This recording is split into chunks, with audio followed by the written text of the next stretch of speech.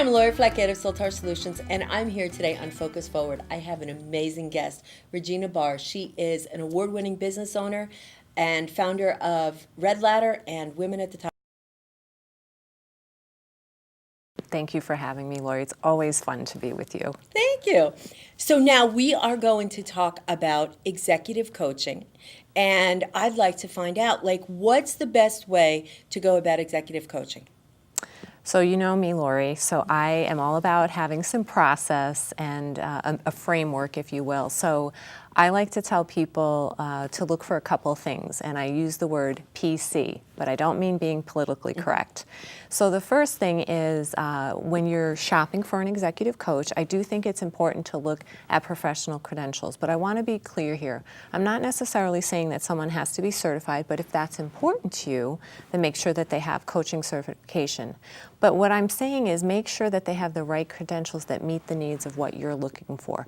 So for example, does this person have the business experience? Do they have the corporate experience? Have they started a small business? If you're a small business owner looking to get coached by a small business owner. If you're a corporate executive, have they walked the talk? Have they been in the corporate corridors? You know, so you want to look at things like that.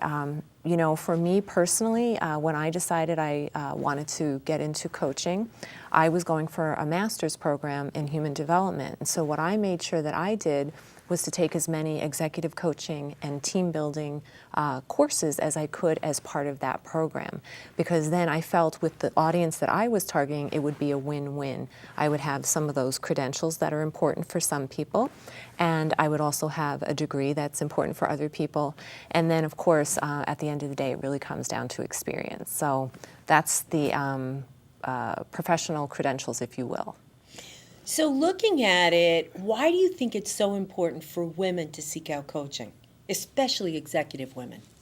So my experience with most executive women, it's always fascinating to me, Lauri, because I know you work with a lot of women, and I never find that it's a competence issue. I always find that it's in some way, shape, or form, no matter what they call it, it's a confidence issue. And so I feel that sometimes women need a little more prodding, a little more pushing to move themselves forward. And I think that's where coaching can really help. And you know, we didn't talk about this, but something that's really critical to that coaching relationship is professional or personal chemistry, the chemistry piece, because we women, we tend to like to have a confidant, right? Someone who we can let our hair down with and talk very frankly with, and that is so important to an executive coaching relationship. So I just think that they need to have someone in their corner sort of helping them move themselves forward. Sometimes, not every woman, you know, so I'm generalizing here, but frequently that's what I find. It's a lack of confidence.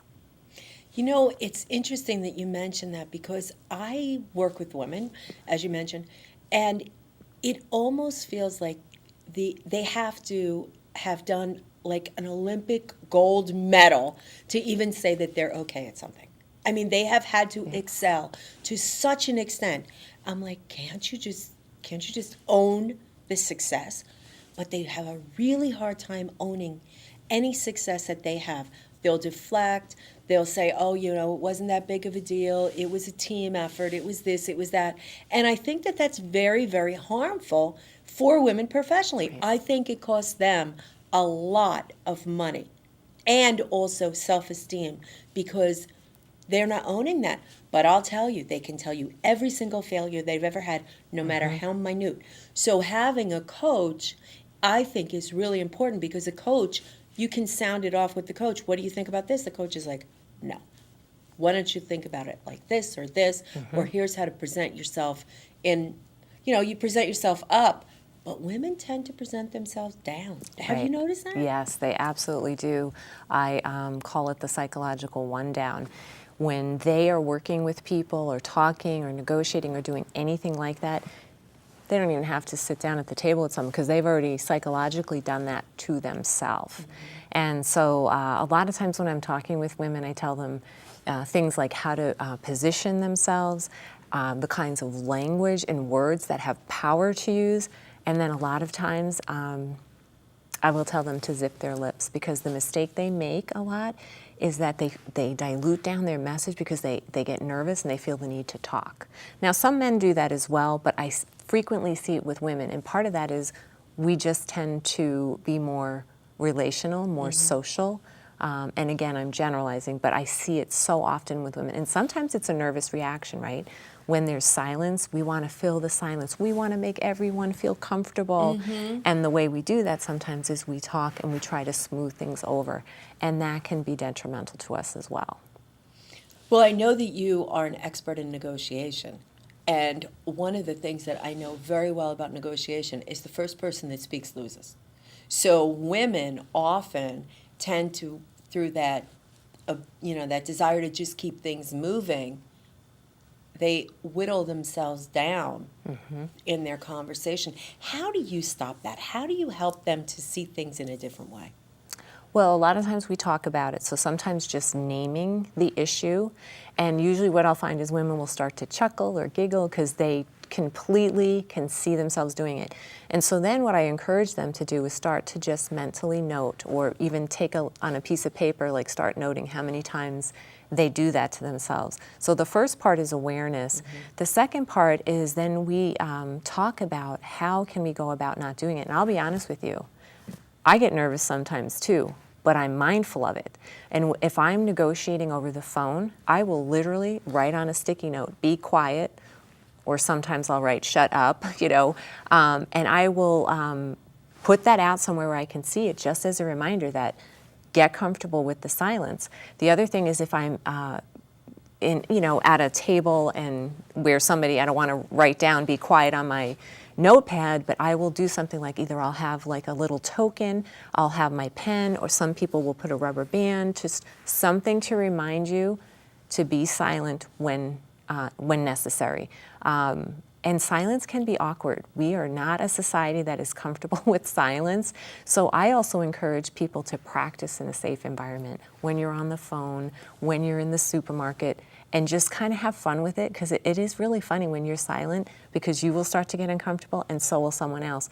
But the key is let the other person talk first and get more comfortable with allowing them to do that. That's awesome. So you just gave us 3 really important tips.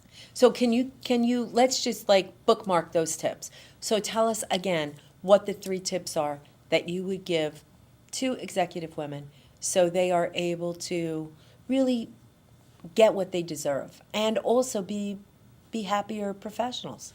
Well, I think the very first one we talked about is find a coach and be okay with having a coach.